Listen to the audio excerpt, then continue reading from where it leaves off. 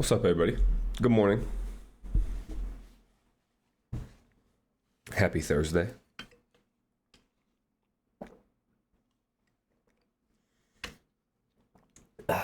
Last trading day of the week for us, so let's see what we get here. Got a few minutes before the open, so we'll kind of run through what the outlook for today is. I was looking at this 1 hour fair value gap. So first of all, yesterday I deleted all the markings, but we had wanted to see this buy side here get ran.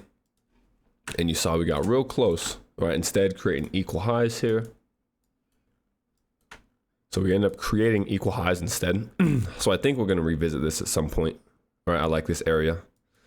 But you see that we broke underneath the breaker that we were looking at. We spoke if we're going to do that, we're probably going to continue to sell off. And as you see, right, we actually reached into a daily swing point. So this is a daily level. Let me go to that daily just to show. So Monday, July 10th's low, we have just swept that barely. All right, so we did that yesterday. And you see how we really purge and revert, right? It was more of a wick. We don't even want to venture below that. So far this morning, right, this right away has my attention. Just too clean. So we have buy side resting here, right? These shaded areas are the 1 hour. So we have a 1 hour inversion right here, okay? So I'm gonna move the 15 for a minute. I'll just hide it. I'll just delete it. This 1 hour, right? The fact that we traded back above it makes me think that we're gonna want to venture higher because we have turned this into an inversion, right? So we have an inversion fair value gap after coming off of a daily liquidity level. So we can expect some type of reaction, in my opinion, right? And you also notice as we leave the 1 hour fair value gap, we create a 1 hour volume imbalance. So now as I drop down to lower levels, right, what did we just hit to the tick? Well, we're hitting that 1 hour volume imbalance now. This buy side rests just below the 15-minute, right? So if we want to revisit the whole 15-minute fair value gap, well, buy side is right under that. The only thing causing me hesitation is, right, if we look here, this looks prime for a trend line liquidity. So we don't use trend lines as we often say. We simply use them to understand what retail is thinking. So in my mind, there's a lot of liquidity under all of these lows, right? Here. But let's check the 9:30 opening, actually. So I like buy side, right? This is clean so far. We have created those lows into the volume imbalance. What else have we hit perfectly? Notice how the 1 hour volume imbalance is a 1 minute fair value gap. Perfectly.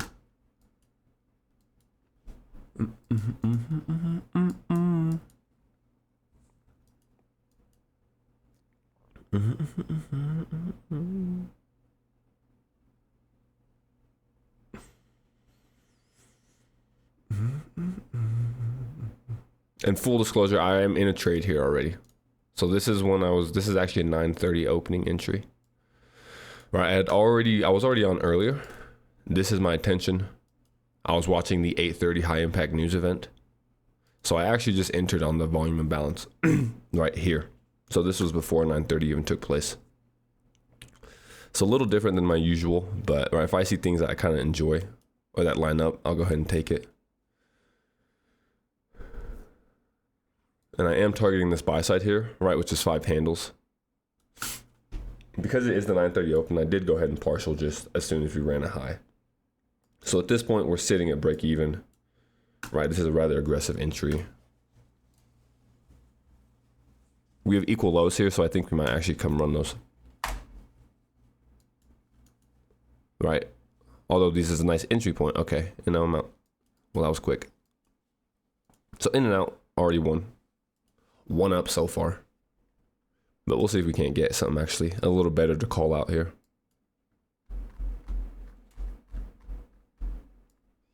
Falling short of that buy side again. NQ is rather weak compared to ES here. Right? NQ has just ran its 8:30 low. So if we can see NQ give us some type of retracement, potential SMT here.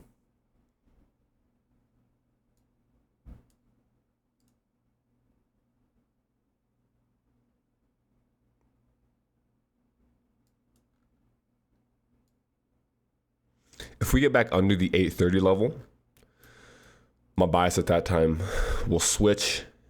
And I think we start revisiting now all these lows here, right? So low, low, low, low, low. We'll have a lot of sell side. As long as we can hold though above 830, right? I still want that buy side.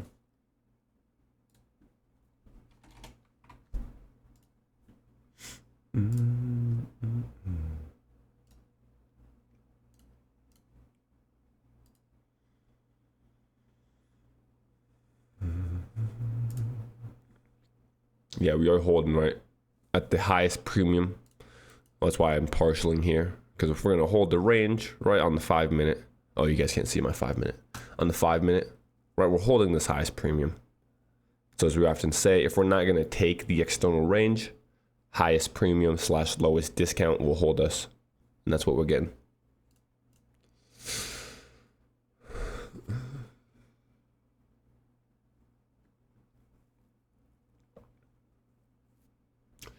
Let's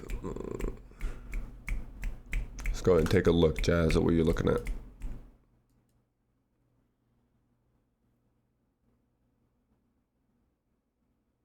With 4435. 4435, 44.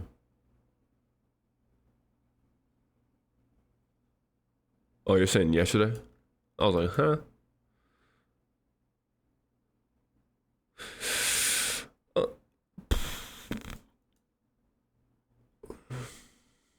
Yeah. Yeah, I can give you that. High, low, higher, high. That gets broken. Lowest down close.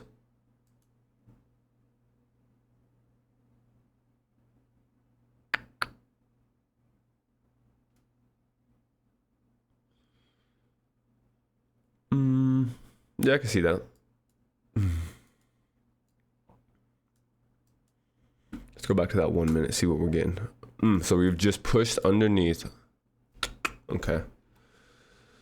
So now there's 1 minute potential inversion here.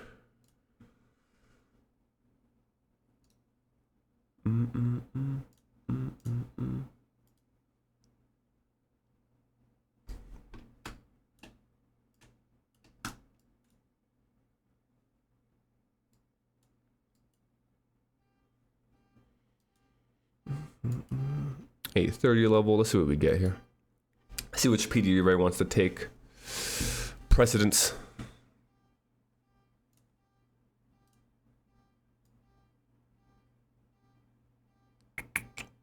Nah, if we can hold that. But I think we're going to have a pretty choppy opening, right? This is already pretty good indication of that here.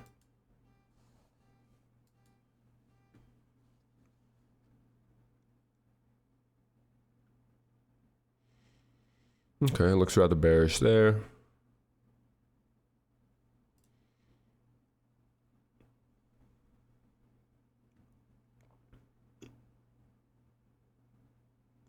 NQ Melton. Yeah, NQ selling off. I'd like to see ES catch up.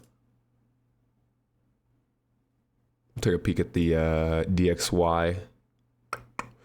Just cleared a short-term low, created a bullish fair value gap. Okay. So we haven't really been using DXY lately just because they've been not really moving in sync. But this morning, if we could hold this structure, rally here in ES or in the dollar, not ES, that'd bode well for ES selling off.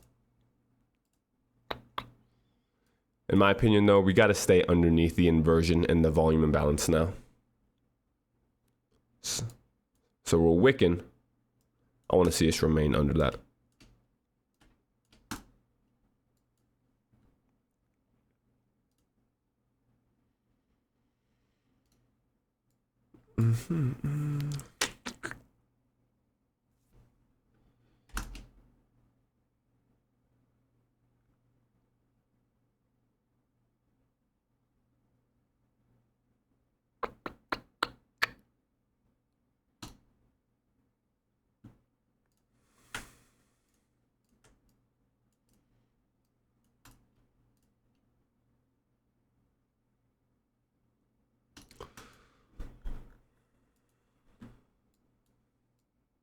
I'm short here, okay?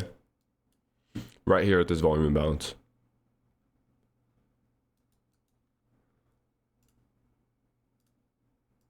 Stop above this inversion here. Targeting 5 handles, sell side. So we're in this right now. I don't like this 830 though. I'm a little apprehensive. I'm actually gonna close. I just closed half of it, okay? So I closed in profit. But I just don't like the choppiness of the opening so far. And I don't want to open myself up for unneeded risk. So I've closed half in profit. I'll leave the contract I have on. So we still have a contract here. Stop loss will be right above this candle's high, this candle here. And now we'll leave that final target for just the 5 handles. So we either get there or we don't.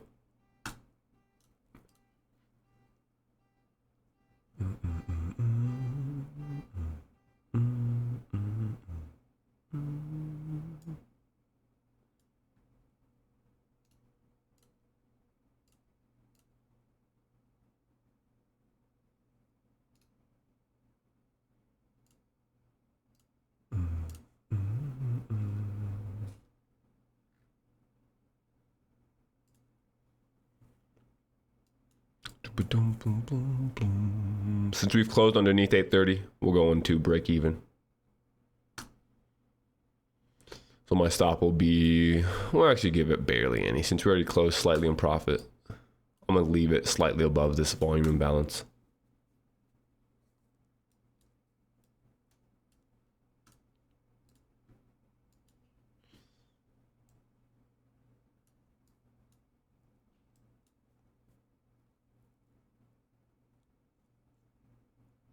Or I guess I could just share that.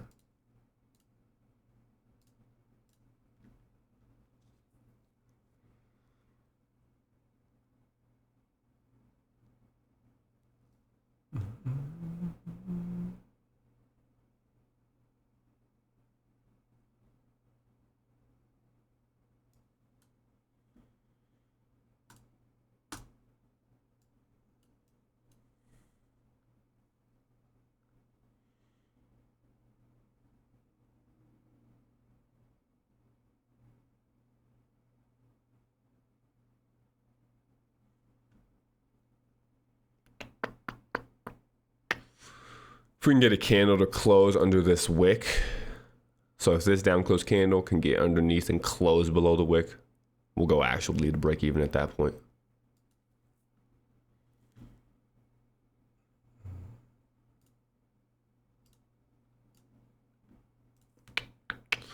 Yeah, I don't like this delivery actually at all.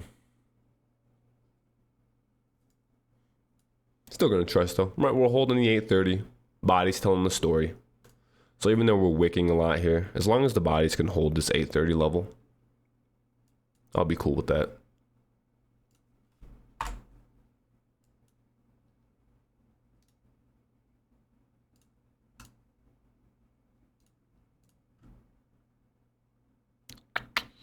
But you see we're hitting, what are we? So we've cleared this low, but we're actually creating equal lows here at this low. So we have perfectly equal lows here now, just above an inefficiency. Notice that. So I would like to see this 830 hold us, run us into this inefficiency, clear the equal lows. But we might run up for the stop first. Let's see. Closing back above the 830. Nah, I don't like that. Don't want to be in. We're closed. Just in time. So we close barely in profit. Right, I would have been stopped already here. We might hold from here and sell off again. Right, just this price action. This is the August price action that we've been talking about. So I'm quick to preserve my capital. Right, if I see anything that is going against what I want to see, right, in this environment, I'm not going to hesitate to collapse the trade, get out. And you see here, right, plays out well. As soon as this closed above 830, didn't want to see that, so we close and price rips right back through the fair value gap, right back through the volume imbalance. learning when to cut it, just as important, right? Of trying to hold trades. And even if I had left my stop in the original spot, I still stopped out. So I love that. Love when I save myself from unnecessary losses. Yeah, ugly. Might be another recap of tomorrow. Might be a short stream here today.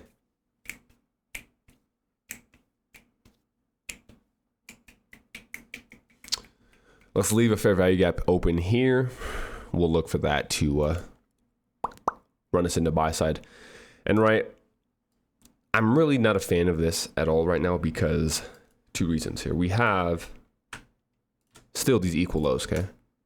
But now we've kind of negated a premium. We're getting back above, and we still have relative equal highs here. So the market is engineering liquidity on both sides of the marketplace, which means that the draw on liquidity is a little muddy for me.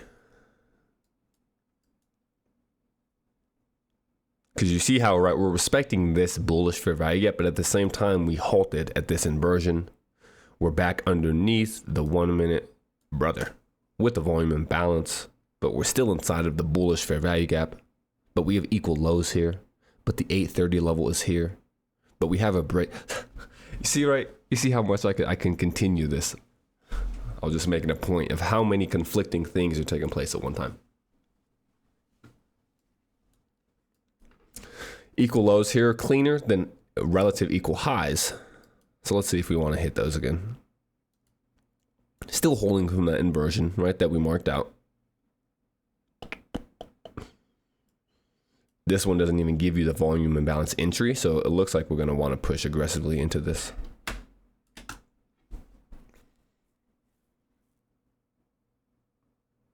I like September, brother, which I don't mind August either, right? It's just more trading within the range ugly. September's pretty clean though. A lot of big money starts coming back, right? August is kind of a vacation month. Oof. So there goes, should have kept the, all right, let's see if we can't get our sell side that we wanted to see. Not involved, gonna happen. But yeah, September has been pretty great. Tell me it's good. It should be better than this, we'll say that. Yeah, at that time, a lot of the big players are back in action, right? School started up again. People are back working. Well, there's our sell side. Not involved, right? And this is a classic kind of August delivery. And that's why I could still trade in these, but right, we're just not as precise, let's say. We didn't take a loss. That's fine. And that's what I've kind of come to accept, right? As long as I'm not taking losses, I can't really be upset. Sure, I'm going to miss moves like this, right? We're going to whipsaw. We really had no need. Like, there was no reason to return up here besides the fact that price, I guess, wanted to. Because we're chopping here. I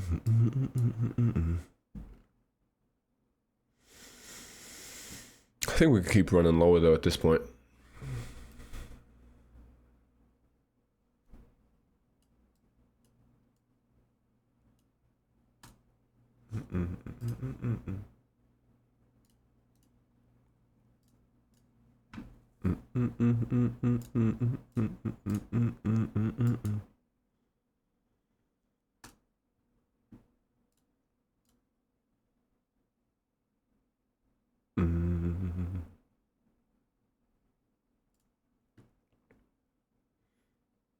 Damn, see why?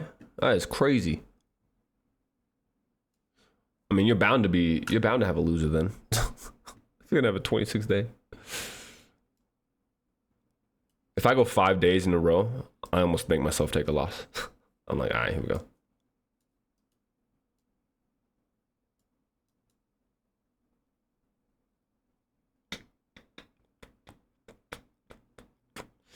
So this volume imbalance here has my interest.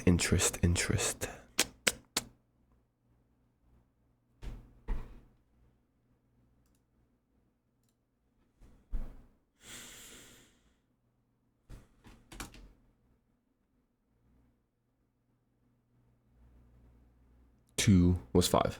Oof, that'd be quite the run to get.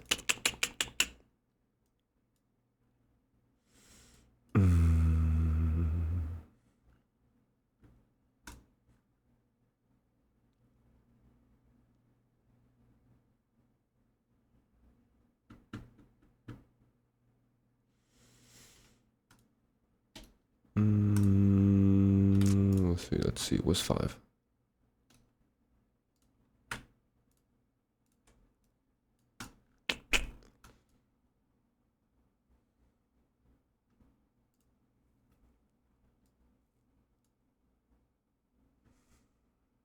Okay, see if we can't keep running. So I get another short at the volume imbalance here.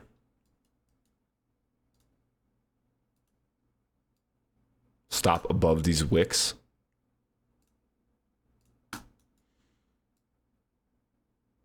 Five handles gets us into consequent encroachment of this inefficiency. Right? So current framework, but we need to see price like this, right? I don't like that.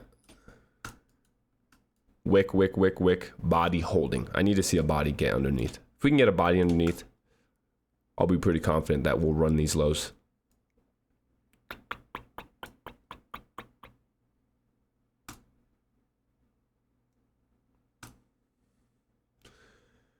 And I'm leaving space for this fair value gap to be traded into here. All right, so that's permissible. This one I wouldn't really want to see though, the higher one, as we blast into it. Because we've gotten underneath this inversion, right? So if we're gonna break lower, I'd want this to hold us. If not, I think we come back up, revisit 830, which at that point, right, we'll be knocked out, have to look for another entry. So we've just gotten into this. So if this candle closes underneath this fair value gap, I'm gonna move my stop. And it closed, okay, so we're gonna cut risk already.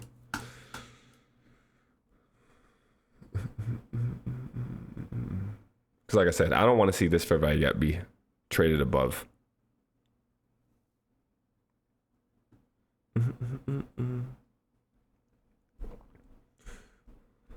Oh, here we go, here we go. We're playing around it.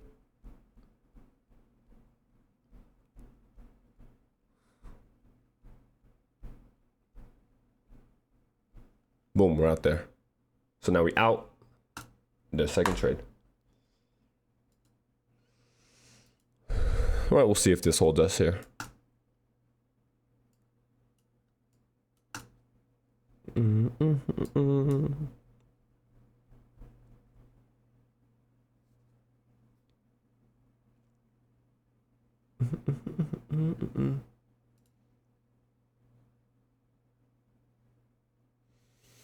Let's see, because we've hit the 5.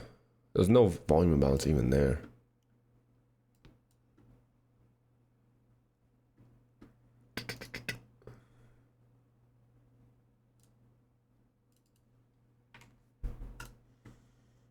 Jesus. Up, down, up, down. This is ridiculous.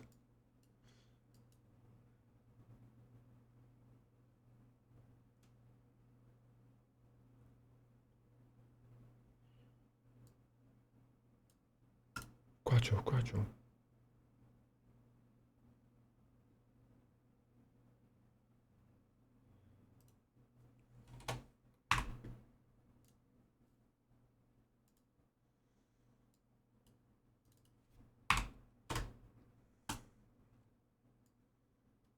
Okay.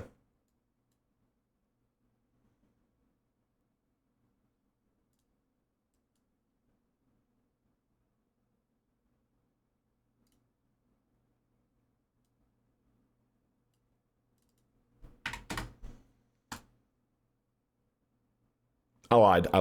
I didn't get stopped. I'm still in it.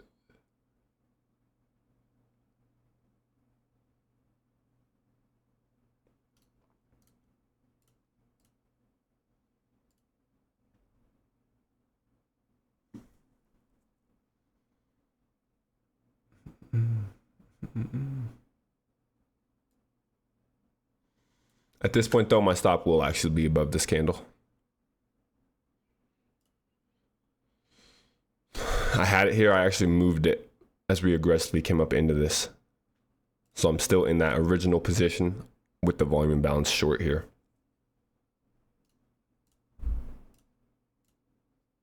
But this is just hideous, brother.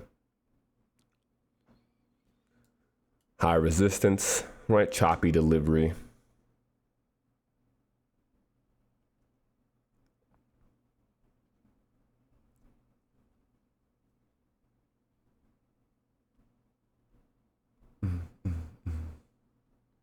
Green days. Oh, okay, that makes sense. See why? I thought you meant straight winning trades in a row. That's still pretty great though. Been having a hard time taking partials. Ah, damn, brisket. You ever thought of messing with the minis or the micros, I guess? Which I don't really like them too much, but if you find you can't take partials because of that, that might help.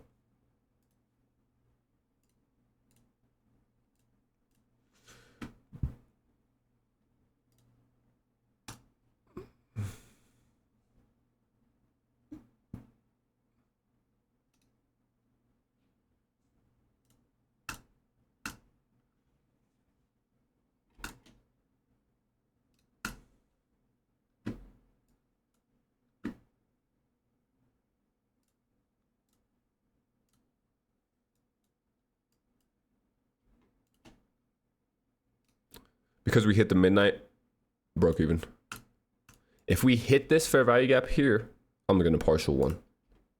Damn, I want 4 handles, brother. Okay.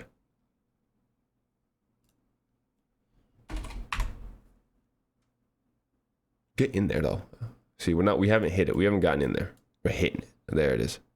Good with that.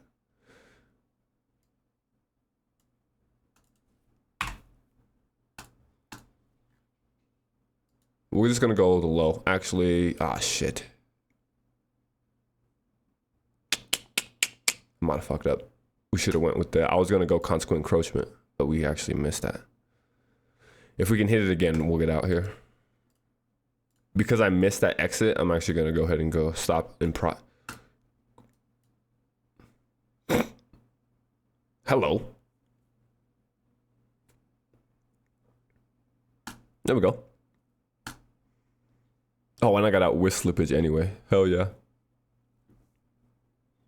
Nice. Well, that one plays out well. So far today, here we are. Sells, partial. Didn't like it. Right, got back in on the volume imbalance. Stopped out. Back in on the volume imbalance. Added again as we broke underneath the old low. Right, I closed one as we broke underneath here. So I had to add it back. I added initially here, right? We were chopping as I close one, but we get underneath. I add that back. Partial, final TP. Into the volume imbalance, we're gonna keep running. Oh, shoot.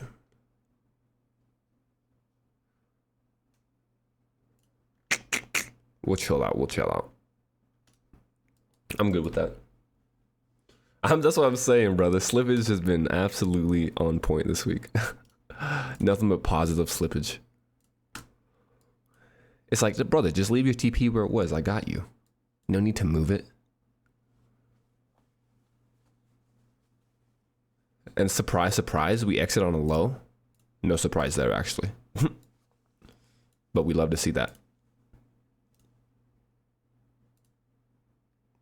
Blasting back up and through. Okay, so we've hit our target. Did we clear that low? Nope. We don't need to though. Lowest discount. Highest premium, holds us. Lowest discount from this low to this high. One dealing range. Low to high. Highest premium has held. Lowest discount has held. Equilibrium of the range inbound. Equilibrium of the range actually hit perfectly already. Can't get over price. See, we don't even gotta look. We just know that's gonna happen.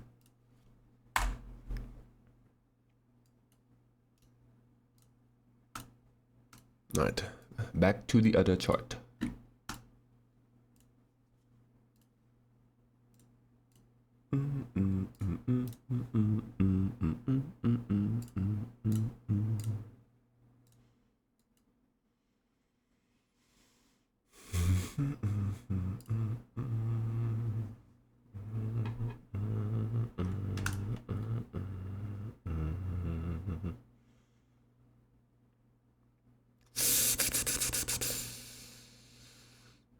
Don't want to push too much. We'll paper trade. We'll paper trade.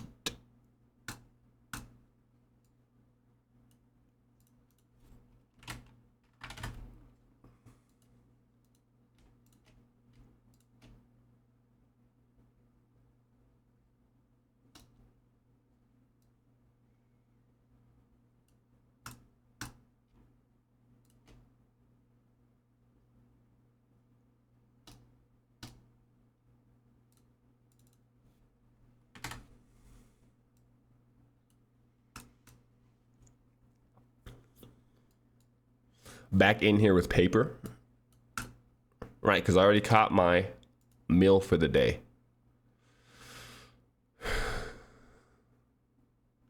And we still have this low here. So just in case we don't want to hold this bullish structure, right? I still want to kind of be involved, get that rep in.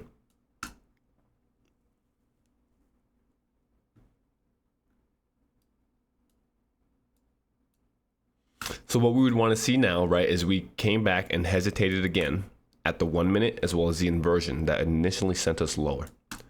So if we can close above that now, right, that'll bode very well for higher prices. So we're going to look for an expansion up and through, right? We can hesitate here, but ultimately we need to push through that. It'd be even better if we could push through it with displacement.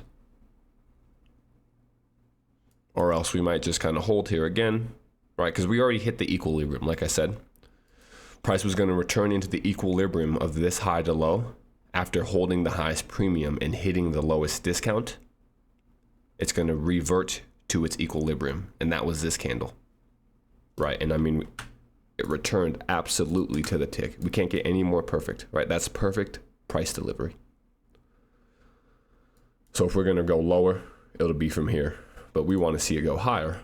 So we want it to get above this fair value gap, back above its equilibrium, ultimately into 830. And then, right, final target, we'll see if it gets ambitious and wants to revisit just the high of the hourly fair value gap that we're with inside.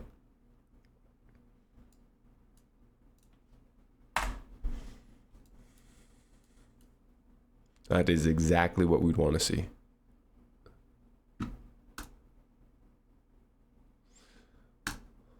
So I would buy there. Not going to. If there's a fair value gap open, we'll go ahead and buy.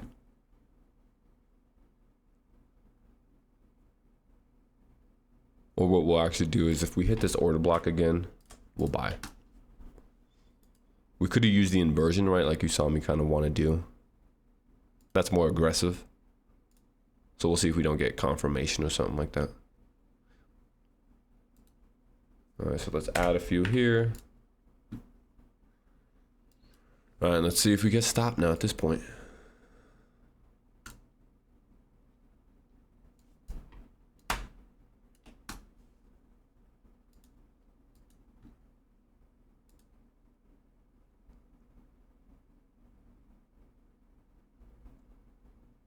If we get a close underneath, consequent encroachment of this order block, I'll probably close a little bit of it. Because we can come back into this fair value gap. I really wouldn't want us to, because we've already hit, right? We've hit the consequent encroachment here. So in reality, although we can come back into here, if we did revisit this low, that's a little bit unfavorable in my condition, or in my eyes, right? And I think we might take my stop. Whereas I would want to see this order block level hold us, its equilibrium, its mean threshold. Because you see now we're using this again as resistance. So we got above it one time, just once though, and we immediately negate that. So let's see how this candle closes. If this candle closes underneath, like we said, right, we'll close some of it. If it doesn't take our stop, to hold right away. So right, yeah, we'll close. Especially because we just opened with the volume imbalance. So we're going to close most of the position, right? Cut that risk. So if we run, we'll still have a good profit. If we get stopped now, we get stopped for almost half of what our original risk was, right? So that's what I like. Trimming that risk, even if you're wrong, the losses are small. I'm like, shit, we could almost reverse that, but nah. Let me catch up on some questions. Oh, no questions. There we go. Oh, my fault, Chris. Would 940 be considered BPR? Oh, it's 940 right now. 1 minute, 940, 940. Right, yeah. So that's why I said this would be my stop loss. Because I was seeing these wicks traded through with the fair value gap as a BPR. And that's why we're not getting above it. So look at this, right? Negated the bearish. Let's try to add that back now. So we negated the bearish volume imbalance and created a bullish back above the order block level. I still think we could chop here though. But at this point, we're just kind of running in a little experiment. Seeing if we can't get that buy side. Right, once again, you see, we get one nice little delivery and then right back to that chop fest. So we open with the chop fest. We give us a delivery into a target, back to the chop fest. And now we're about to create a negated bullish after creating a negated bearish after trading underneath. Yeah, it's ugly.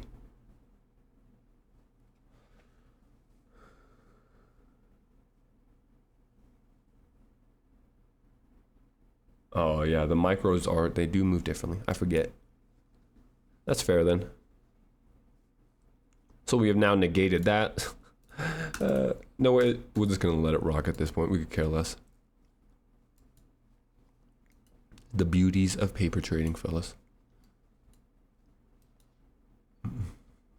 Just know though, if we had actually got long here, okay, in my live account, I would have closed the trade already. Just a fair warning in case anybody is taking this. It could still run in my favor, but this is like that delivery I'm talking about where even if it ran 100 points in my favor, I'm content closing it because it's not doing what I want to see. But because we are just demoing, right, we'll let it play out, see if we can't hold this structure.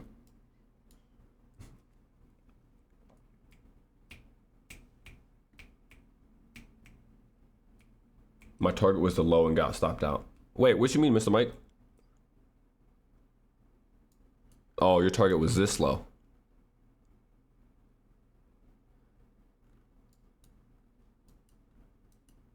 Oh, we're out, boom.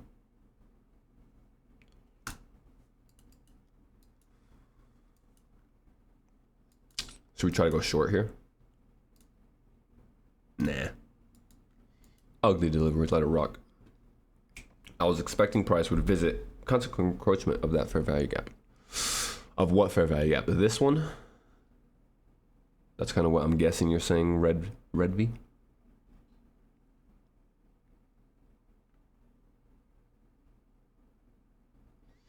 So see, this is what I'm talking about, which is the August is this ugly delivery, painting outside of the lines. Right, we paint outside of this, immediately come back in, and now we're going lower.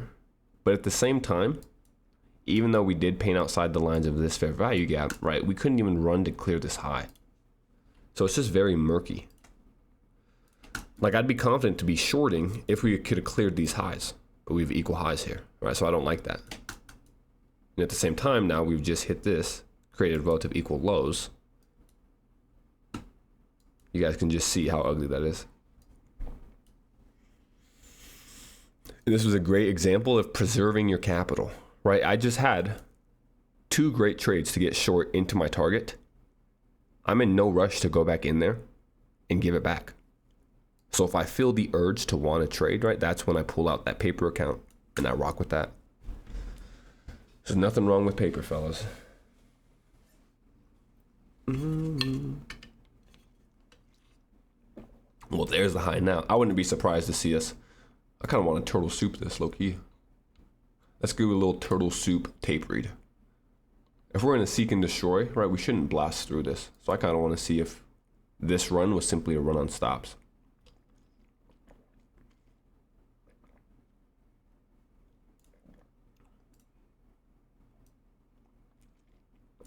So we go like theoretical. This is how we tape read, just kind of get a feel of price action. You sell the sell stops above these equal highs.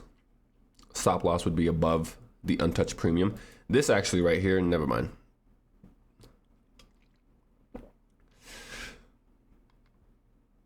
So I do like this setup for turtle soup. This necessarily isn't one I would be, I guess, fully confident in because this, right? I just noticed this here. So we have a volume imbalance, but this is the type that's not even repriced into the close. So in my mind, that's going to be a pretty heavy magnet on price, right? Had this candle tap that candle's close, fully confident turtle souping, which it looks like it'll still play out. But this is kind of what gives me right little hesitation and why that's why the stop has to be so high up. Like if this candle had hit, we could turtle soup and like have a stop potentially just above the actual fair value gap here. But because there is that untouched volume imbalance, right, I would have to allow for that.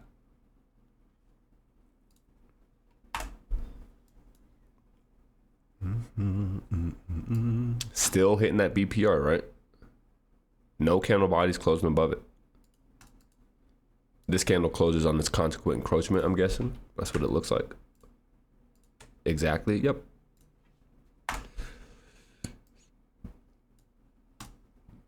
If we get above the BPR,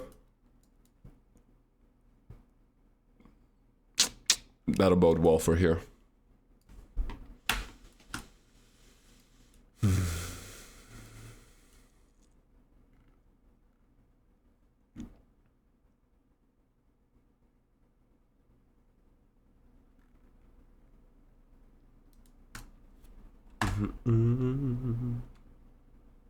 I'm just a traveling man, you'll see.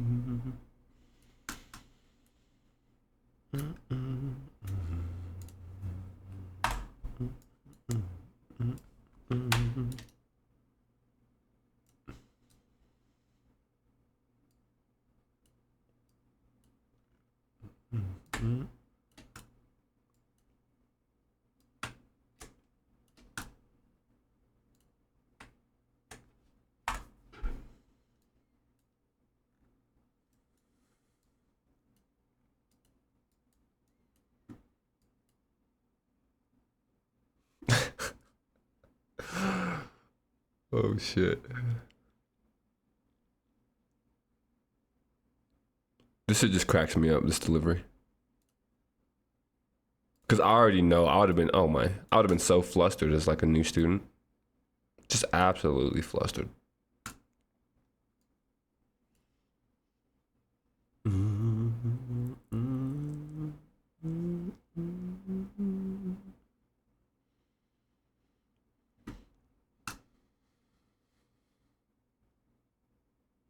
Does this look favorable?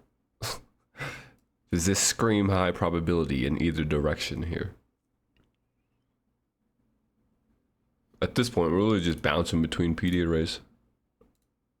Alright, so we got these.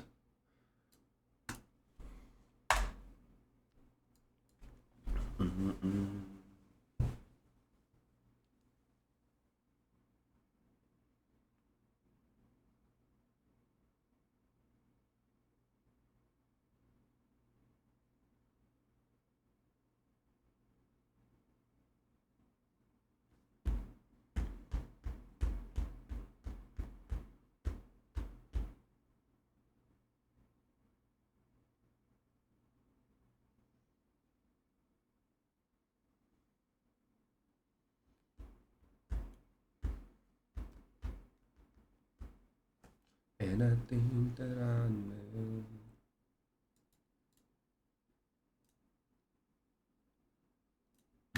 Hey, turtle soupin' is turtle soupin'.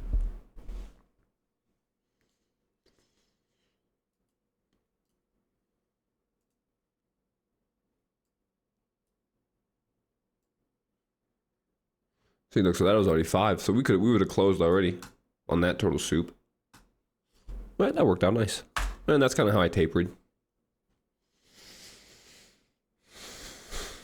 So right, why were we okay expecting a turtle soup here? Well, price has already shown its unwillingness to really leave a range, right? This fair value gap. We had a fair value gap here. Its consequent encroachment was never traded into. Right? Notice that. So on these equal highs, this fair value gap's consequent encroachment never hit. We kept hitting the BPR, but the actual consequent encroachment wasn't. So as we run that high, return into the consequent encroachment, we could expect that to hold. As we said, we had to have a little wider stop in this instance. Where like usually I would only go above the fair value gap, 2 handles. But because we did have the unfilled inefficiency here, had to open it up a little bit. So an extra handle to allow for that. But still played out nice. See if we want to come back for lows.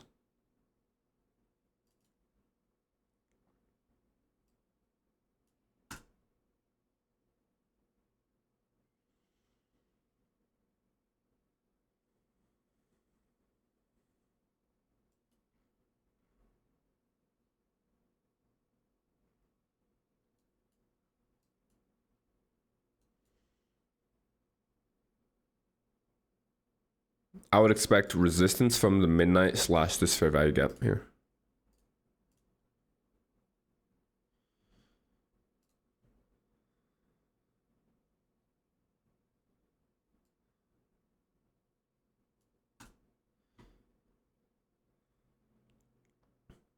So like, all right, say we're in this here, my stop would be at break even.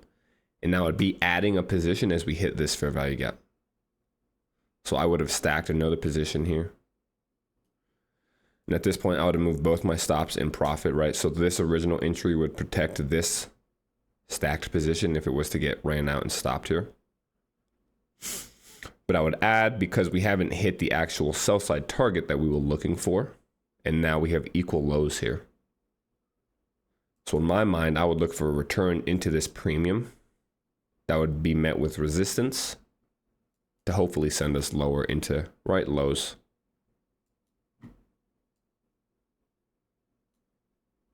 And it said, nah.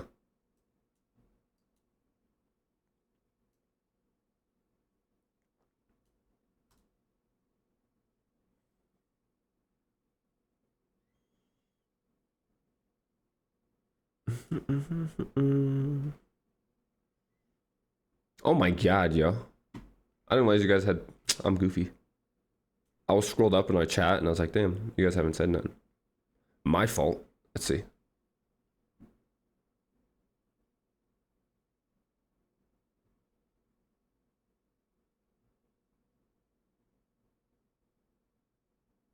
Boom, see?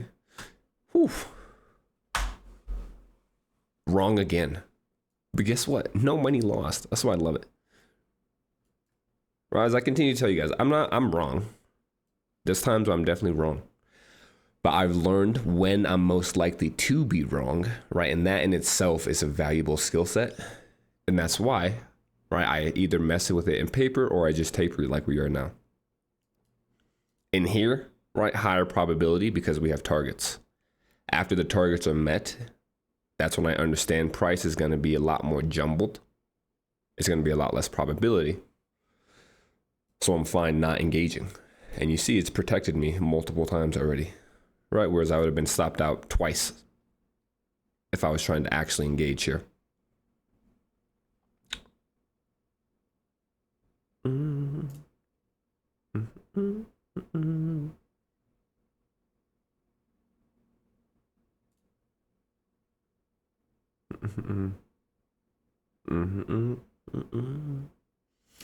And we're still holding the actual volume imbalance. So I think we're going to come back for these lows, right? Like I still have these lows.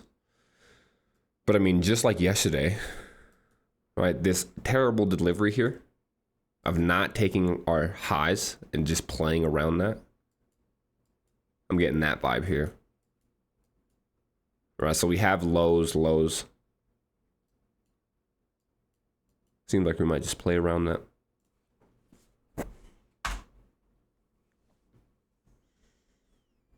Can you look for a silver bullet? In here, brother, you're gonna, silver bullet would have been, I mean, holy shit. I don't know. Like today is not a day I'd be looking for a silver bullet because I have no clear draw, right? The silver bullet relies on a clear draw on liquidity and a clear run on stops in some direction. Right, so in here, right, there's no, I mean, like, just look at this. Is there any fair value gap in here that jumps out as very obvious that price will use to go in any given direction? Not really, right? I mean, you have this one that we're holding, but price can easily blast right back up and through that.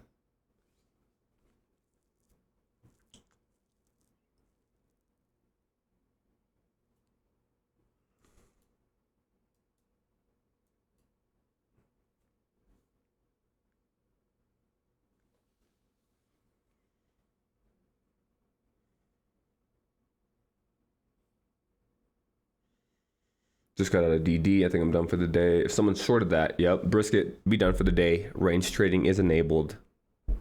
Officially the worst day I've ever seen, he says. Hey, welcome to August, brother. Like, for a lot of y'all, this might be your first August, your full August month experience. If you haven't been doing this for a few years. That's why I'm laughing at it. Because I remember 2 years, 3 years ago, bro, I'd be so pissed. I'd be like, what the hell is going on here? The algorithm stopped working. It's all a scam. Or not, it's just not favorable. Overall market conditions. Lost 1% today. That's all right, brother. At least it wasn't 2%. Yep. 1% is better than 2%.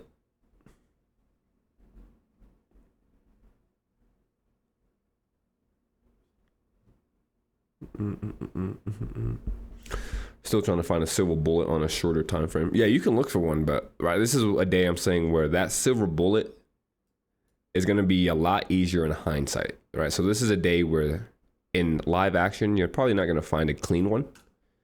At the end of the day, when you go back, though, you'll be able to say, oh, look, right, this was a clean silver bullet. But that's kind of the dangers of hindsight trading.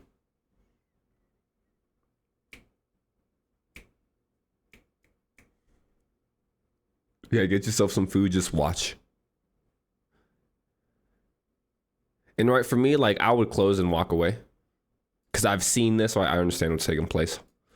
But it is pretty beneficial for like if you haven't really sat through something like this, it wouldn't be a bad idea to actually sit through it the rest of the morning and see what happens. Because it's kind of one of those things where we talk about, right? Until you go through it yourself, you don't really understand, or it's going to be hard to solidify that understanding. So I could say, all right, we're more than likely going to chop here and have ugly delivery. But unless you're sitting through it, watching it yourself, right, it might not hit home like it would if I was just saying it.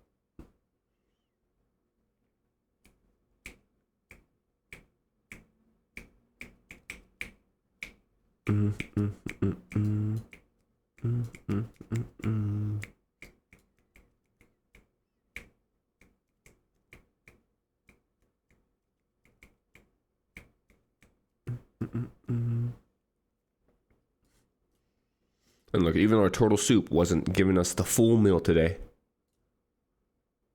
If we turtle souped it like we were speaking of. Well, we've got our 5 handles, so we got some portion. But if we wanted that full meal, nah. We leaving hungry.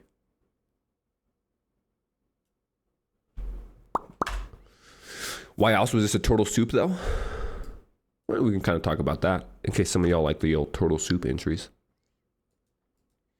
Notice, okay, so let me kind of clear up some lower time frame jumbled. So BPR was important for the turtle soup. Equal highs, of course. Right, the fair value gap's equilibrium not being hit. But notice that this fair value gap, if I hop to a higher time frame, is the 15-minute. So if I was to drag the 15, notice that this run to clear the stops here. So this run to clear stops on a shorter time frame is actually a return into a 15-minute fair value gap. Right, clean cut. So you could trust, right, if you were just going to short this, that makes sense. But then when you see the equal highs lined up there perfectly, and now a lower time frame fair value gaps, consequent encroachment aligned with that, those are the ones you could really trust. And at that point, it's just a matter of finding where your stop would be, right? So our stop was obviously above this unfilled inefficiency. As we continue to say, if it wasn't there though, you could just use the fair value gap.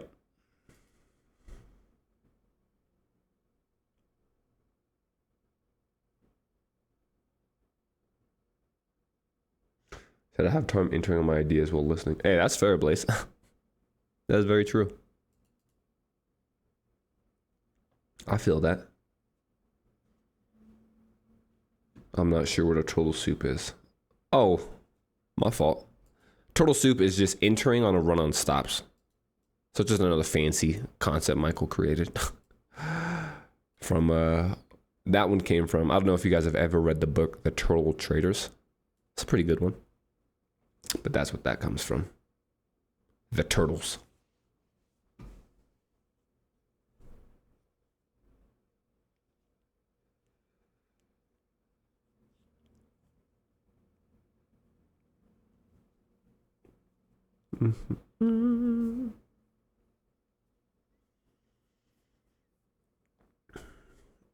Yeah, we're just banging off that 15-minute volume imbalance. Right here.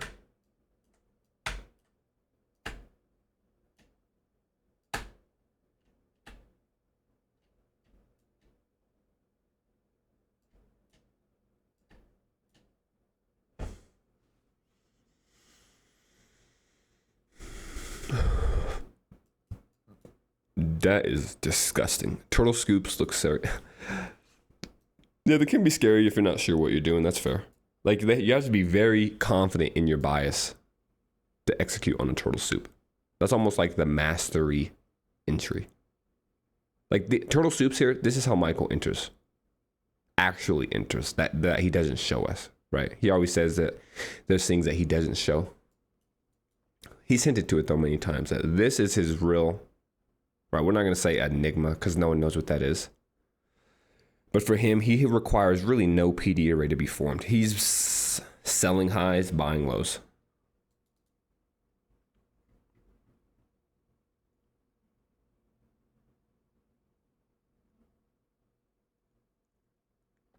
So many blown accounts can thank turtle soups.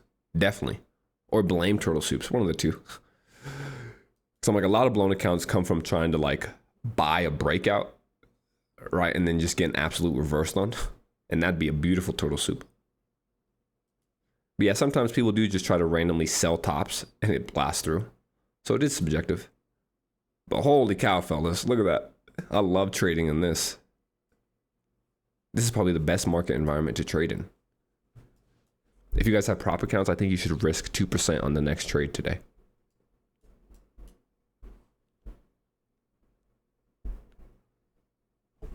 No, yeah, like September's good. We'll be safe.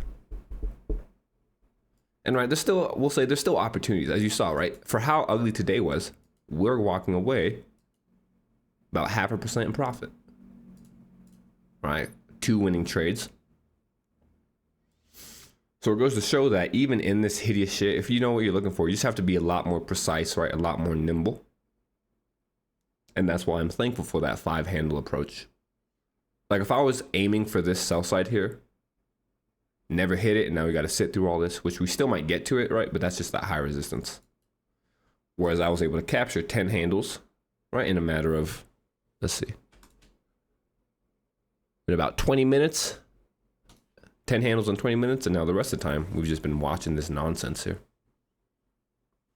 I need to hear it in your voice. September will be better. Hopefully. Asterisks. I'm not a market maker. I guess I can't tell for sure. But usually, right, August is pretty whack just because it's thin in liquidity. And what that means is that there's not as many, right, larger institutions throwing in large amounts of funds. So the draw on liquidity isn't going to be as obvious and clear. Whereas once we start coming back into the right working months where there's a lot more money in the marketplace, price is just going to be more willing to move to those liquidity points.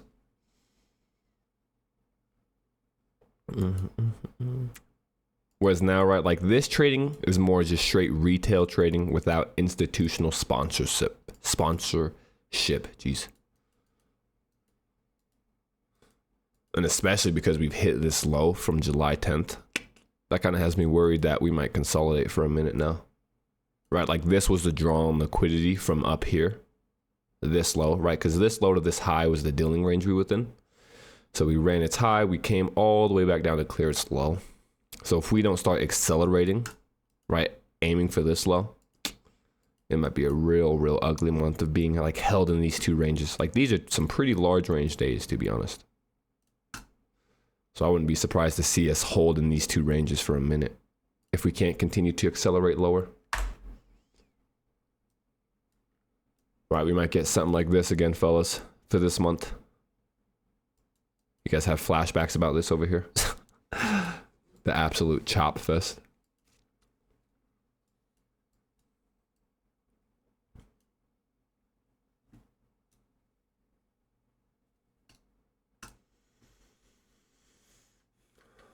I think I'll wait till September to attempt some funded challenges. Yeah, it's a smart move, brother.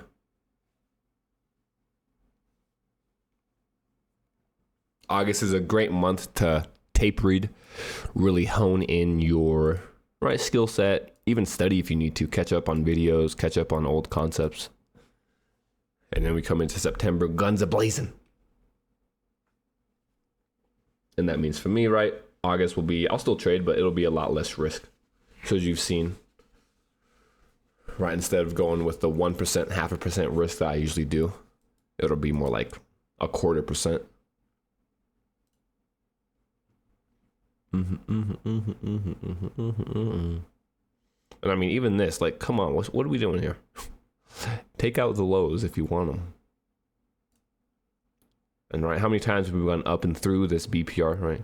Down, back up, down, up, down, up, down. See if we get back up.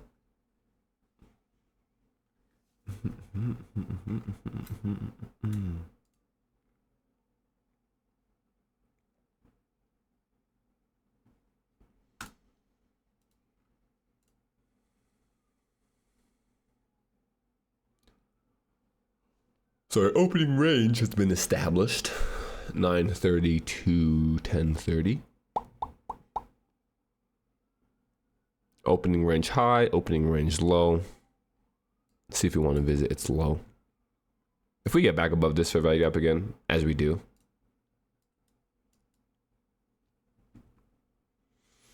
ICT says closing the, hey, we're ahead of ICT because we've been saying that, god damn it.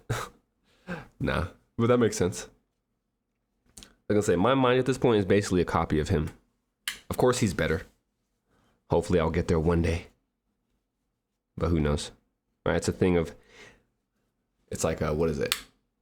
He's taught me everything I know, but he hasn't taught me everything he knows, right? You know what I mean? So it's like, unless he's ever willing to fully disclose, I don't think we'll ever get on his level.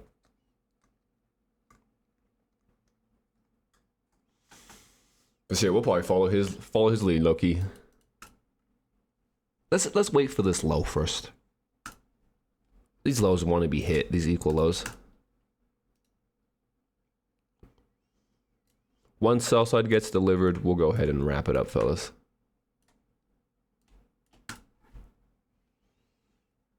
This shit about to reverse now.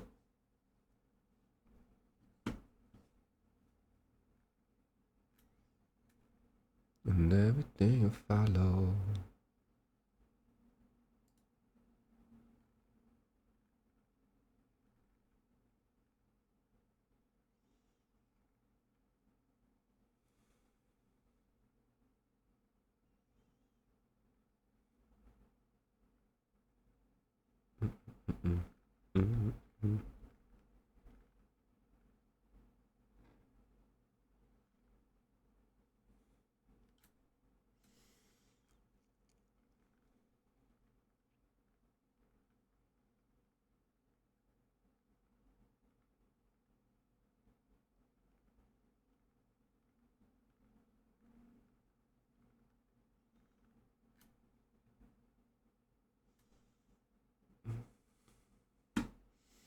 Oh, here we go. Volume and balance. It's time. It's time.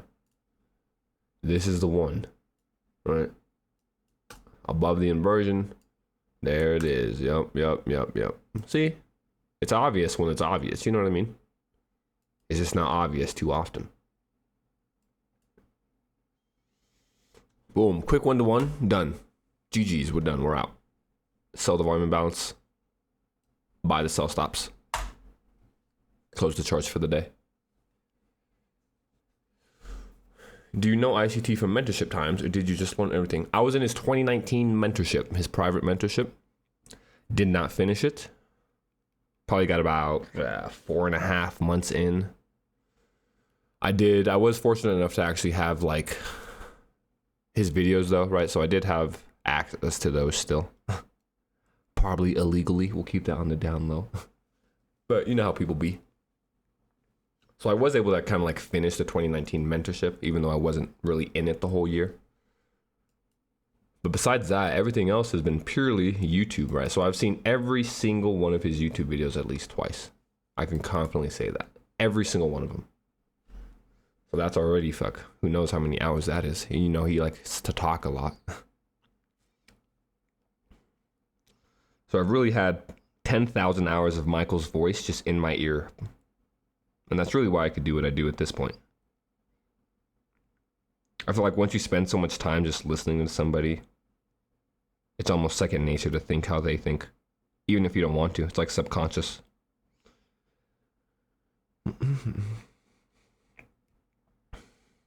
So I always say, you don't really need the private shit anymore. Like with everything that he's dropped at this point, if I was to start over, I wouldn't even need to be in his private mentorship.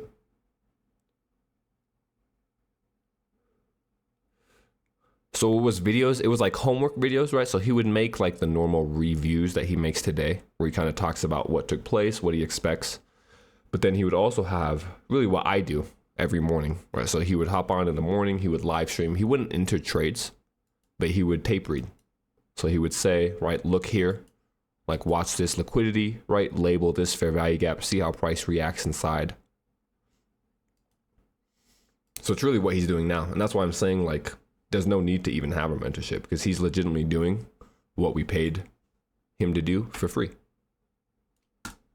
That's why it cracks me up when people are like, can I join your private mentorship? It's like, brother, there's no need. The only like positive that I'll say, and I didn't really take advantage of it because I wasn't even there that long, is that you got to ask actual questions. Like, so say something happened, right? There was a forum to where you could like ask a question and he would answer it. So that was kind of nice to where you get kind of personal tailored answers.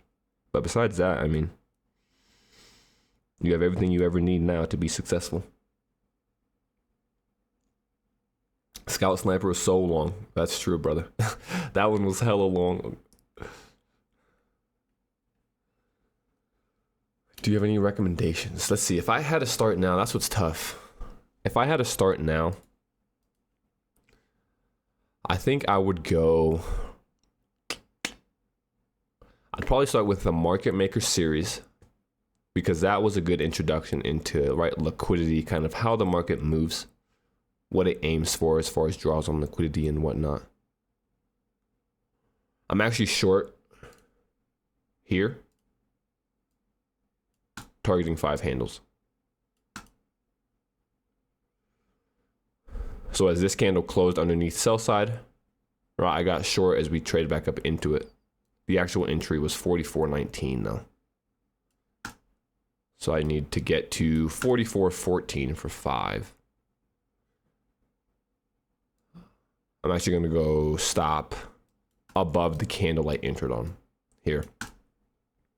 So at this point, this needs to become a breakaway gap or I'm stopped out just because I don't want to really be involved here. But yeah, back to what I was saying. Shoot, what was I saying?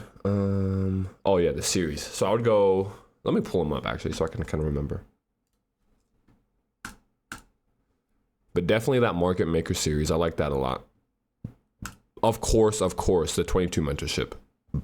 The 22 YouTube mentorship is the best playlist, best series he's ever released in my opinion. Nothing compares to that. Because that takes everything he's ever taught in all his previous lessons and incorporates it into one pre-made model from day one that, right, if you take the time to understand the workings of it, that's all you would ever need, and you could be wildly profitable with that. But yeah, let's go to playlist. So I would go, let's see, was it? God, he's not even more. Yeah, if I was starting now, bro, I don't know how I would do it. There's so much content. It's crazy. I kind of feel bad for new guys. I'm like, there's just so much content. But yeah, the ICT, so the Market Maker Primer course, I would do that. I would then try the, of course, like the 22 mentorship.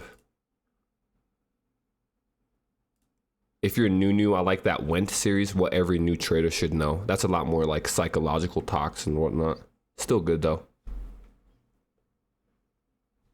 And then, let's see, what was that? Market Maker. Oh, ends. To wrap it up, I would end it with the ends. Because as you guys see, the ends is really my bread and butter setups. So those kind of 4 of the main ones. If I had to choose one, if I had to choose only one to ever watch, it would be the 22 YouTube mentorship. If I could only watch one YouTube series, that's the one it would be.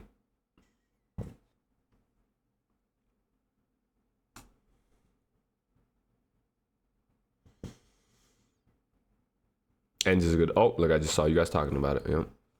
This was the first total. Wait, this was that Total Soup. Would you say it could be Silver Bullet? Yeah, we could say that. Right, 15-minute. I mean, let's see, 10. Sure, we could say that. You want the fair value gap to form between 10 and 11. But in this instance, the entry came at right at 10 o'clock. So we could probably give you that.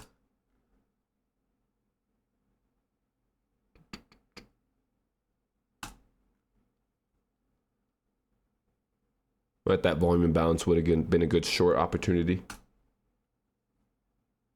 But you see how it's just high resistance here, right?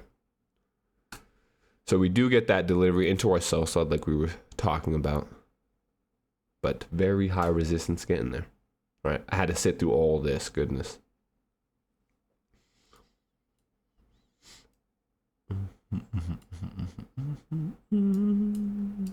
Almost getting stopped.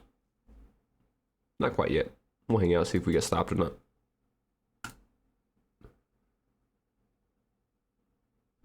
You have to add all the tweets. Oh shit, that's true, I guess. I will say that his spaces, I absolutely was a fiend for his spaces for a long time. I would listen to them 2-3 times over. Because I do truly believe, as much as like the technical videos were great, right? So like the YouTube mentorship in the forms of him kind of explaining the model, what to look for in price. For me, my biggest improvements came from, right, the spaces, the psychological part of it. Because that's really is where he, let's say, drops those great gems. As he often says, you can't teach trading, right, in a 25-minute video.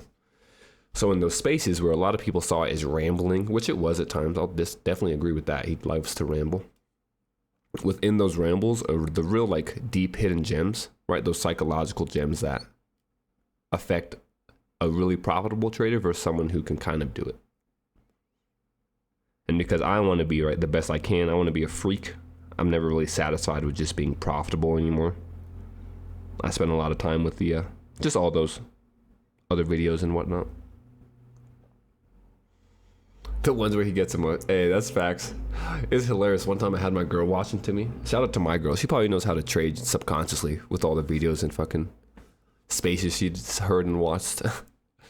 But it was one where he was talking about shoot, what was it? Oh, okay. So it was about like the downfalls of how hard he had to work, right, to get to where he was, and how he kind of skipped out on his family time, and how he felt as if his family would love him because he was bringing in the money, but in reality, they just wanted his time, and like he can't go back and he regrets it. And my girl was out here just crying. I was weak. I was like, yo, you don't even know him. She's like, it's just so sad. The fact that he feels that way is so sad. I was like, damn. He does care though. And I think that's why so many people kind of have like that. Oh, I got stopped. There we go. I was like, I didn't even notice. We out. Broken even. Now we're done. And right, I wanted to get 5 handles, but freaking, what did we get instead? See, so if I would have closed the 4, it's whatever though. But the reason for this trade was simply that we had broken the 1030, right? The opening range. So from 930 to 1030, we broke underneath its low, and then we closed underneath its low. So we're just going to use that low to see if we wanted to continue to run, which we did a little bit, but not enough to secure me 5 handles.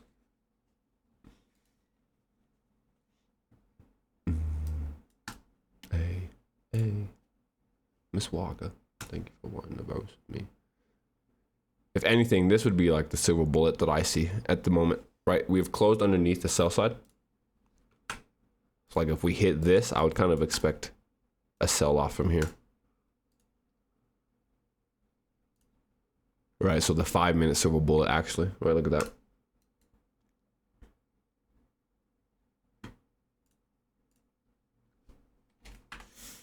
So you could potentially sell there.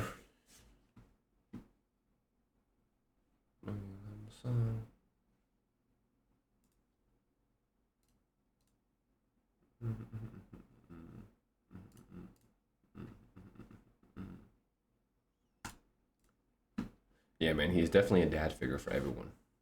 Yeah, that's true. I'll give you that. And I think that's kind of why it's so culty.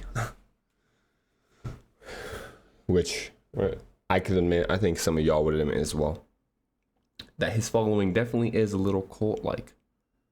And that if you are to say anything about him, brother, you better watch your back.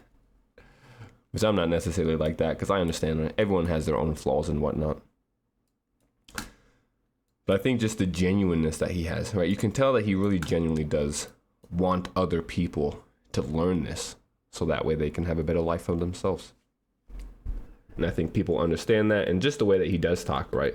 And he's even stated, the way he talks is he's talking to his kids.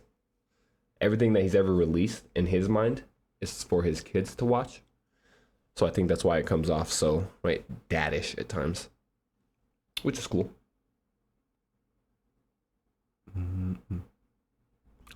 22 mentorship, yep, that's true. And that's why I said he made it as easy as it possibly could. And his daughter was like, nah, not about it. He'd be roasting his daughter. That shit cracks me up. On his spaces. He's just always roasting her shit.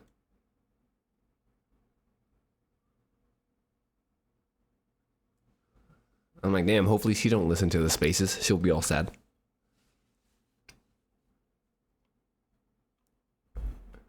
Yep, and the son's, yep, you're true, you're right. I forgot about the son's girlfriend. He's like, I just don't think they're right. That shit is hilarious. I'm like, yeah, I wonder what his kids do think. Like, for me, it's always entertaining because, like, we obviously have some type of connection, right? But we don't know each other. Whereas, like, I wonder what it would be like being, like, a family member and you just hear him talking about you.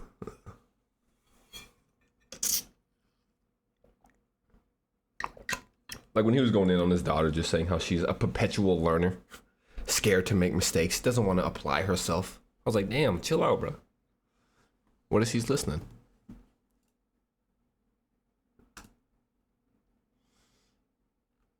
All right, fellas, I think we've just been really bullshitting here the past half hour. But, yeah, we'll go ahead and wrap this one up. All right, we had some success this morning, which is always nice. As far as going forward, let's pull up the, oh my goodness.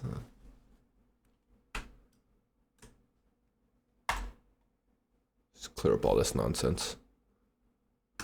Go back to the original fair value gaps. Let's see. So I had the 1 hour. Got back underneath.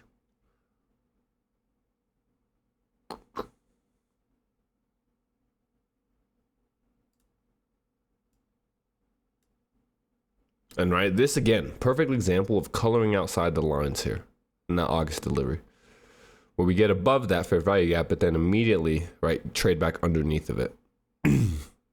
So I guess really for me, I would continue to look for lower prices, really.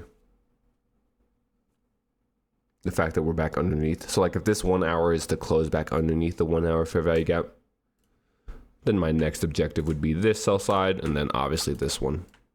because we did run a daily low here, but very shallowly, right? So if we want to give a deeper run into that to pick up more stops and potentially hit this fair value gap here, I could see that happen.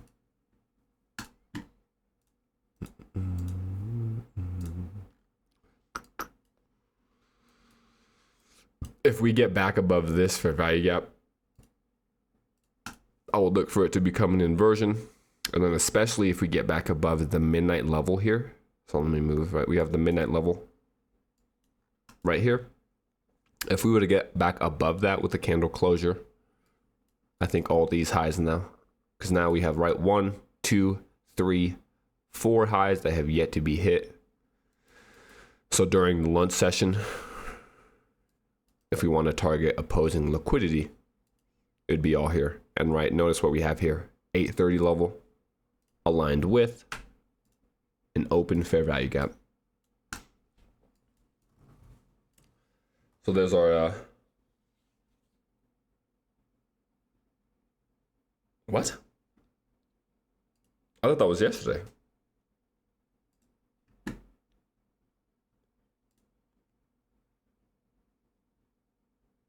Was that not yesterday, CY?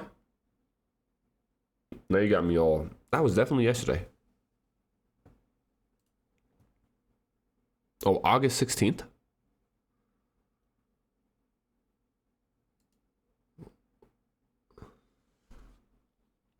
Well, now you got me looking at the.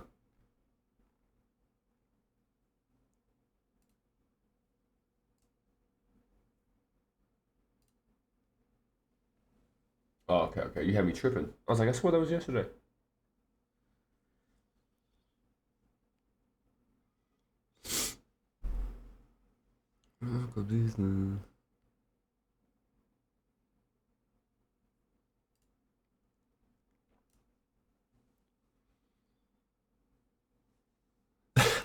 Drew got that different calendar.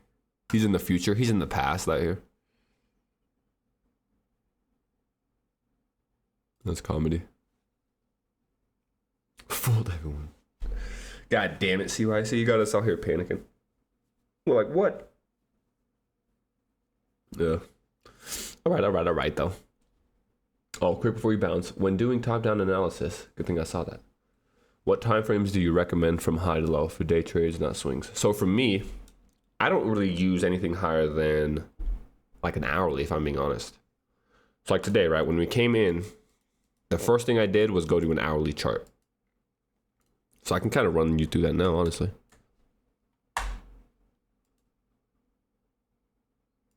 All right, so we came in here like 8, we'll say. Right, so when I sit down in the morning, this is what price looks like. Right, so immediately I'm pulling up kind of liquidity levels and inefficiencies, right? So my attention went right away to this 1 hour fair value gap. So I'm dragging that out. And then I had these sell side pulls here. And now as I work down on the time frames, right, I see, okay, well, within the 1 hour, we have a 15-minute here. So then I also had the 15 marked. And then I look, okay, on the 15, right, we have all this liquidity. So now I have lower time frame liquidity points and a volume imbalance. So I have kind of two areas, right? If we're going to go higher or lower, I'm giving myself targets to aim for. And we'll play like to where we actually kind of met up, 9:30-ish. So right around here. Bro, that's kind of what I do, really. Start on the 1 hour, work to a 15, and then from there, just continue to work down. Right, so we can kind of show again, right when we got together at 9:30, right, price looked like this. So we were saying, if we don't get into the high of the 15-minute fair value gap here, right, that was kind of our first objective, seeing if price wanted to reach into the high of the 15-minute. So now on lower time frames, right, we have our higher time frame areas that we're looking at.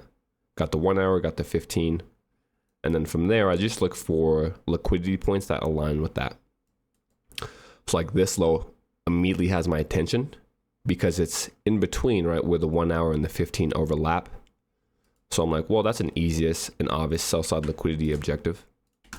Really all of these. And as I continue to look, right, on lower time frames, I'm like, oh, wow, look at that. So underneath the 1 hour fair value gap, aligned perfectly with the midnight level is what? Well, there's now a 5-minute fair value gap. So I'll just continue to refine these areas as I work down through the time frames. And let's see where we are right now. Right, and you see, we've gotten there.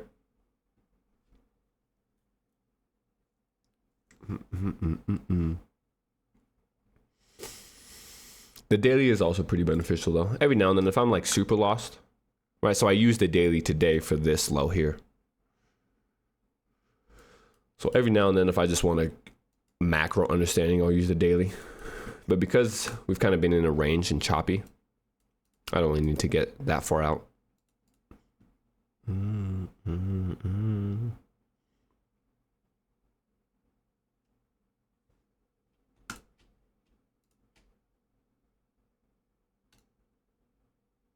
44.25.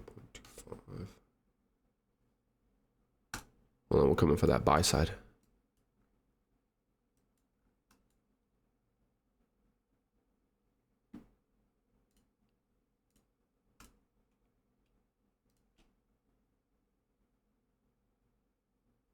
Five.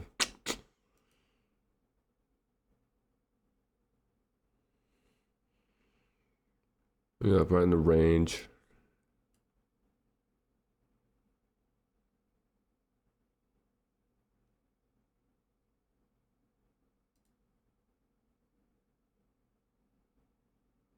All right, I'm out.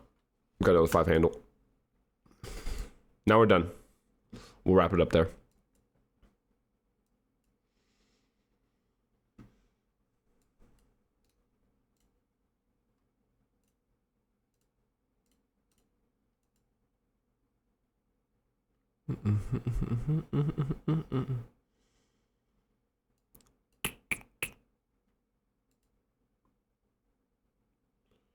He said, where do you even enter? You, hey, I'm nice like that, dog. I entered right here on this inversion volume imbalance.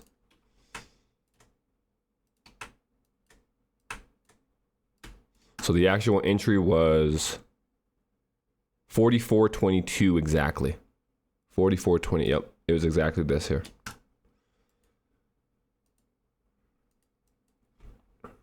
At one point, right, this candle was up here, and then it came back down. That's where I entered. 5 handles got me out at 40, 57, 40, right there on this candle. Like this here will show the screen. Maybe. Oh my God, change. There it is. Right, so on the volume imbalance, boop, as we got above it, exit on the swing high. We love that. And you saw, right? So here was our day today. Not bad, not bad. We take those. Swing highs and swing lows.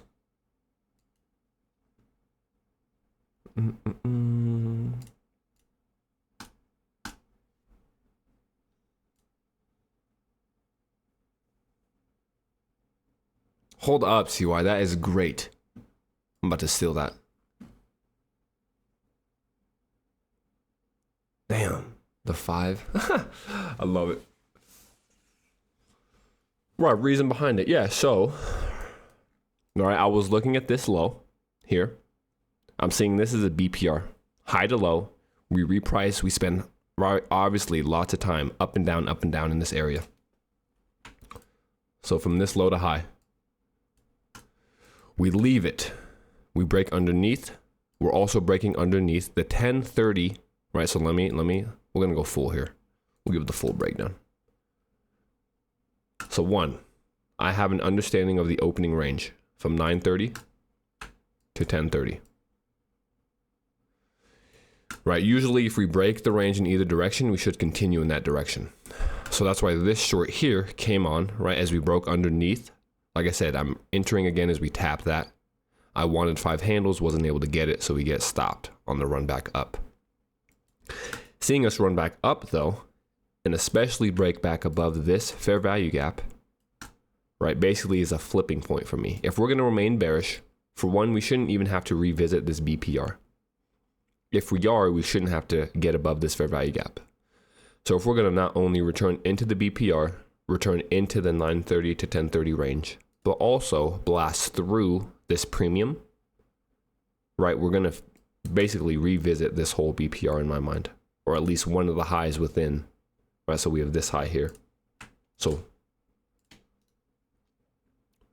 as soon as I see this become an inversion, right? That's also why I'm confident entering on the volume imbalance, because technically this candle didn't close above the volume imbalance. So we can't say that it's an inversion yet, but because we created the inversion fair value gap, this is an instance where I'm forecasting, right? I'm already anticipating that this is going to become an inversion.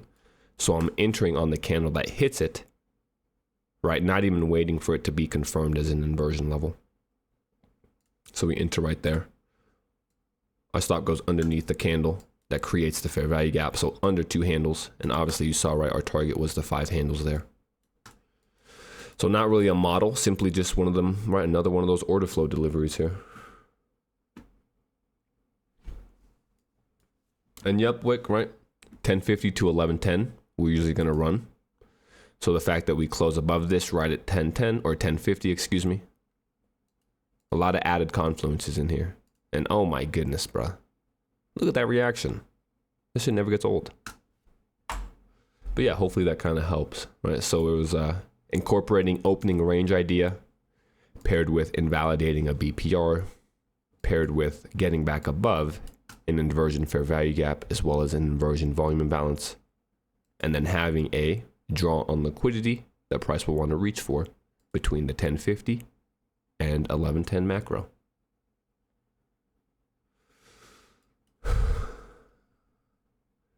See that, but after it missed the inversion. Hey, that's all right, Jake. Like I said, a lot of moving parts, right? And especially in like this, because this isn't really a clear-cut model. This is simply the order flow. And in order to be able to do this, right, you need to just spend a lot of time seeing how price moves, especially on the 1 minute, because it is quick, right? That's why I kind of advise, if it is a little quick, it's nice to be on like the 5 minute and stuff every now and then. But it's all right, brother. You'll get there eventually. The only thing that separates me from anybody else is time, as I often say. Time and studying the right way. Can we say same thing right now to the downside? Can we say same thing about what exactly, I guess? Like if you think we're going to run lower?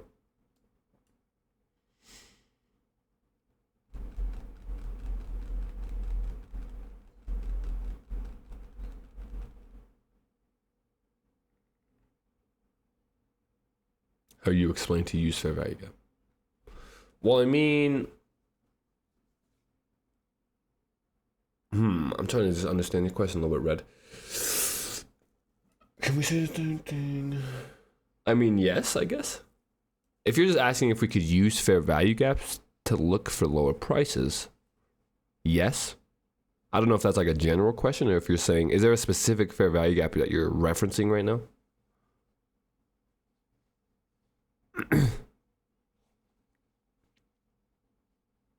Like this fair value gap here, I wouldn't want to see be revisited because it's a BPR.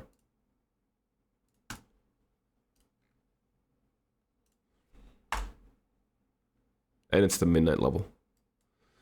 So like if we're going to break lower, ooh, and especially because notice what we did there, right? That's that negated bullish turned bearish with a fair value gap. So in my mind, this fair value gap here should not be revisited. This one. If we're going to use any, it should be this baby ass one here.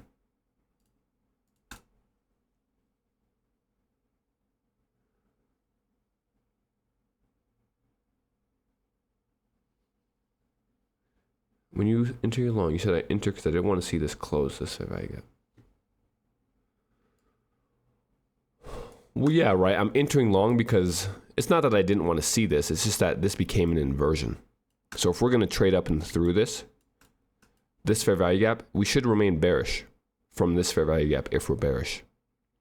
So if we're going to trade up and through it, it's just going to become an inversion level. So I'm confident using it as an inversion level.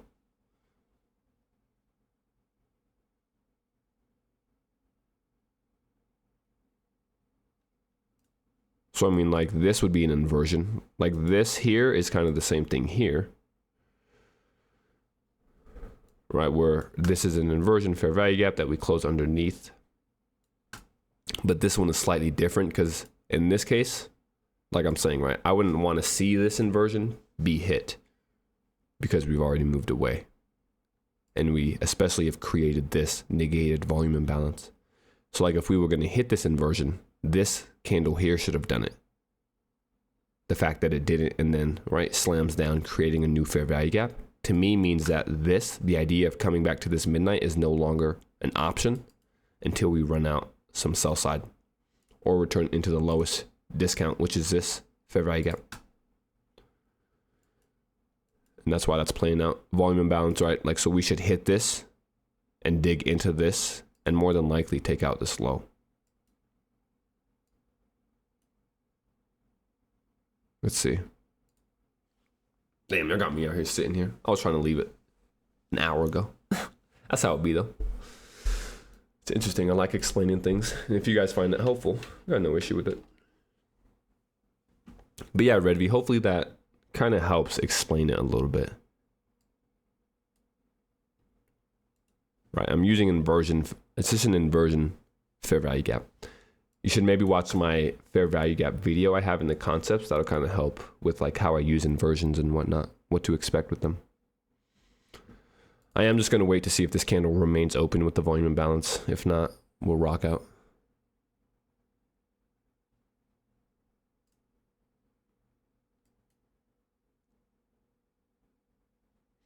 And we closed in. Okay, so yeah, we'll go ahead and wrap it up. Had a nice day. You guys even got a little extra treat there. Extra longs to close out the day.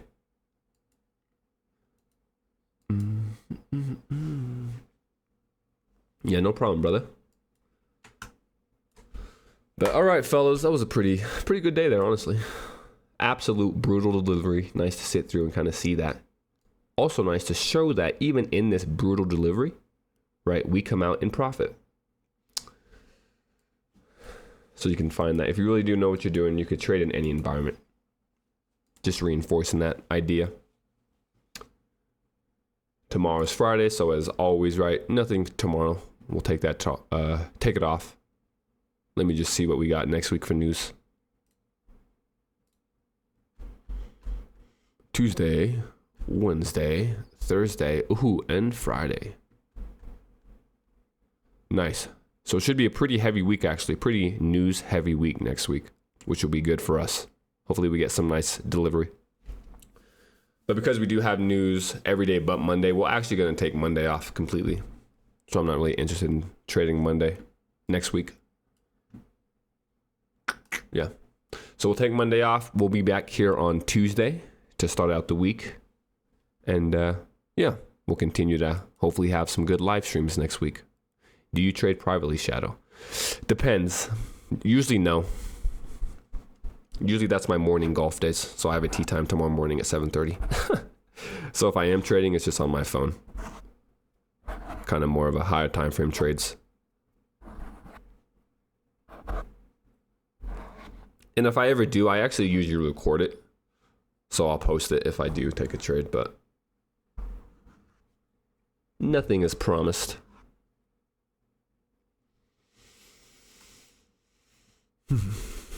Let's see what you're typing.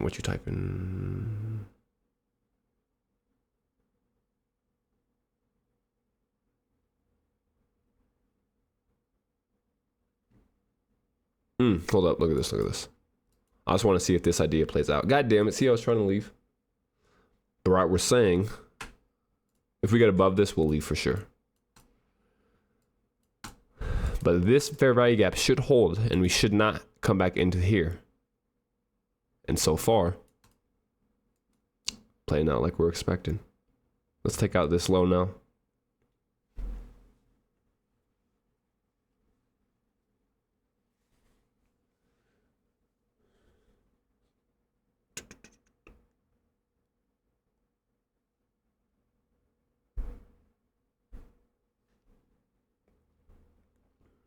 I was short here. That's why I'm waiting. I have a short. It's just like this.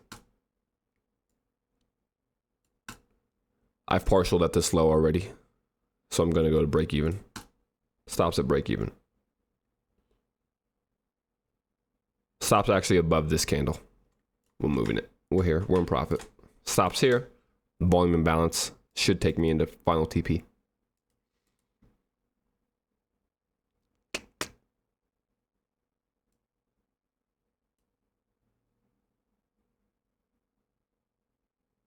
I'm closing it. I closed it. I closed it all. I don't need to be greedy. 4.5. I'm fine with that. And right, we're hitting the lowest premium, like I said here. We're hesitating here, so I'm not even going to mess with it. So there we go. There's our last final, fellas. Right? So 4.5 handles. I'm good with that. 1 to 2. With the logic we explained beforehand, right? This fair value gap will hold us. This one is going to be a breakaway gap. We're not worried about price coming into this fair value gap because we had an opportunity here. When we closed here and opened with a bullish volume imbalance, if price really wanted to hit this midnight, it would have done it. So the fact that there's not even a wick higher, and then we slam right through that, negating the bullish and creating the new fair value gap.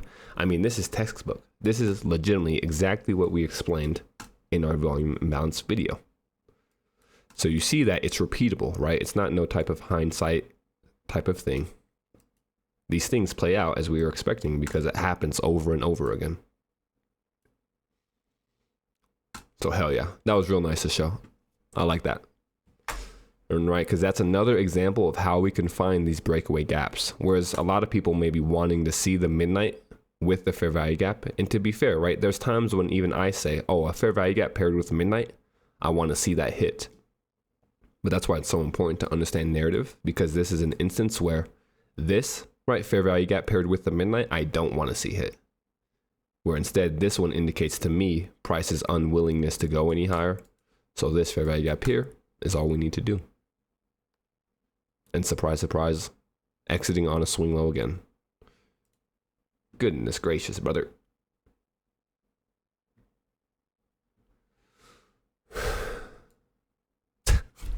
That shit is crazy. I can't lie. I'm used to seeing this, okay? It's repeatable. It happens all the time. But it never, like I say, it never gets old. Seeing it play out exactly as you expect. Because there was times where I thought I would never, ever be able to do this. Like, I thought I would never have an understanding. I thought everything was random. You know, I thought, damn, there's no way I could do this. So now it's almost like I don't really surprise myself, but it's just always nice to remember where you come from. Right? And like, I would have never, ever in a million years thought I'd be able to catch a move like this. But here we are. Hey, John Doe, welcome, my dog. Sorry, we're going to leave you for a few days now, but hopefully this was a good introduction to what you can expect.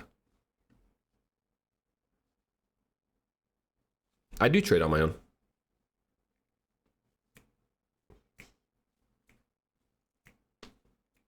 Oh, I guess I don't know what you mean by that question.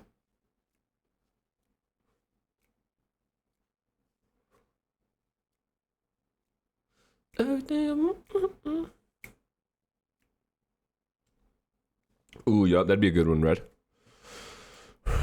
Right, something to look for over the weekend. Try to find where negated volume imbalances create a fair value gap and see what happens at those fair value gaps. That'd be a good study.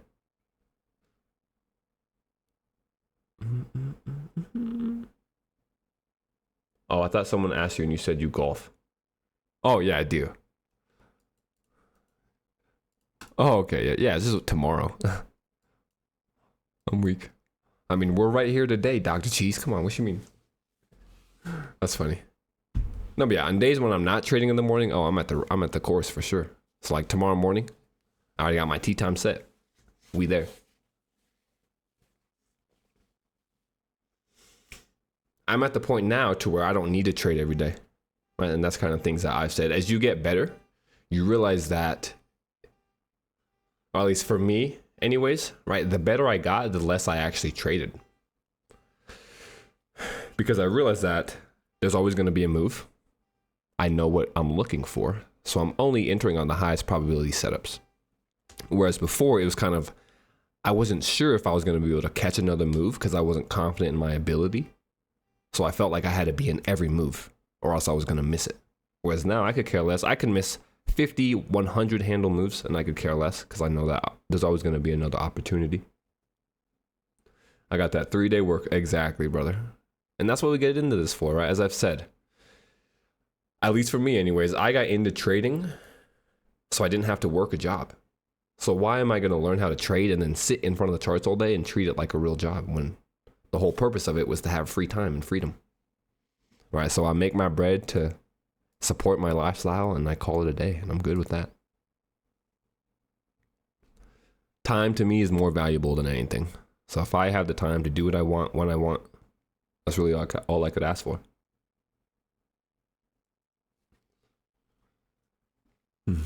But yeah, with that, the final little soapbox moment, we'll go ahead and finally wrap it up today.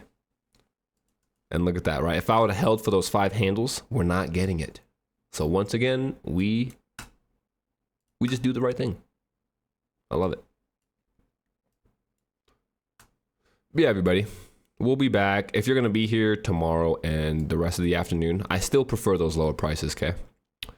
So I like this low. If we get animated, I like this low here. That's kind of my macro perspective. I really wouldn't want to see price venture back up into here. If we get back above 830 with a candle, this high here has my interest. But as of now, I would simply be looking for shorting opportunities into these swing points here. How many years cost you to reach that level? 4. So this will be my fifth year, 5th and some change. So it took me about 3 years to get to where I am now. First 2 years, I didn't know shit. 3rd year, I started to figure out. End of 3rd year, going into the 4th year, up to now is when I kind of really have like the understanding that I do now. So it definitely was a long process. It's not easy. It wasn't easy. Had many doubtful thoughts along the way, right? That's normal. Thoughts of you're not going to be able to do it. Thoughts of, is it worth it? Thoughts of, damn, it's going to take a lot longer than I thought. But yeah, you're right. I'll leave so price can run wherever it wants to. Because it always waits until we end the stream to dip. To pick a direction. I am 3 hours, but just deeper in this year. Okay. And right, the big thing too, Mr. K-Pax, is, and I hate to say this, even if you spent like those years not studying the right thing, it's almost like those years don't count in a way. Which I'm not sure what you were doing beforehand, of course. But I know for me, like my whole first year, really, I don't even count that because it wasn't even spent learning the right shit. So like when I add that to my trading experience, I don't even really add that as a year because it was just a wasted year of me learning nonsense and not doing anything about it. Right? Learning things that weren't actually true, that weren't going to help my trading. So I had to deprogram myself to then relearn the right way. And then that was a whole nother process. And oh my goodness. But hey, if I can say anything, and this will be the last thing before we leave. Final. All the time that you're going to put into it, right? All the negative emotions you're going to feel. It's definitely all worth it. That's all I can say. The only thing that separates me, right, from you guys is the time, as I said before. I felt every negative emotion that you can feel, right? Every doubt, every type of anxiety, every type of depression, anything that you could feel, I had to go through it. And that is what has allowed me to be where I am right now.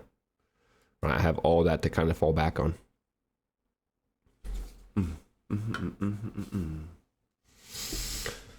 But yeah, with that, fellas, we'll go ahead and wrap up today, finally. I appreciate you guys hanging out here today. It was a nice one. I enjoyed it. Always enjoy spending time with y'all. And yeah, like I said, we'll be back next Tuesday to get the week started again. So until then, have a good weekend, everybody. Hit me up with any questions you guys might have, as always.